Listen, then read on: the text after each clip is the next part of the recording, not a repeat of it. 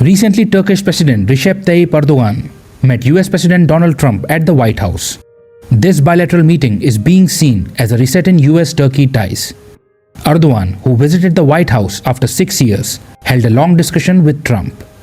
The last time Erdogan came to the US was in 2019, and that meeting had ended in failure. Trump was angry at Turkey's actions against US-backed Kurdish forces in Syria. He halted trade talks with Turkey and imposed sanctions, which worsened relations between the two countries. Ties deteriorated further when Turkey purchased the S-400 defense system from Russia. Then the US removed Turkey from the F-35 program. Because of Turkey's policies on Syria, its anti-Israel stance, and its growing closeness with Russia, no improvement took place in relations. Now, however, Trump is trying to mend ties with Turkey. As a NATO ally, Turkey's strategic location and influence in the Black Sea cannot be overlooked. Turkey supplies drones to Ukraine and had also mediated the grain deal between Russia and Ukraine. Moreover, after the end of the Assad regime in Syria, the new leader Ahmad al-Shara is acceptable to both the US and Turkey.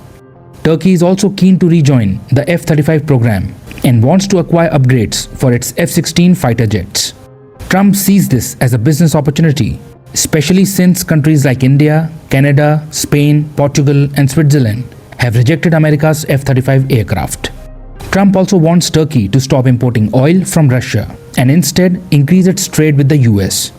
Turkey has already signed a deal to purchase 75 Boeing 787 Dreamliner aircrafts, which will boost US exports. Additionally, Turkey signed a 20-year LNG supply deal with Swiss trader Mercuria, under which Turkey will receive US-sourced LNG. This will reduce Turkey's dependence on Russia.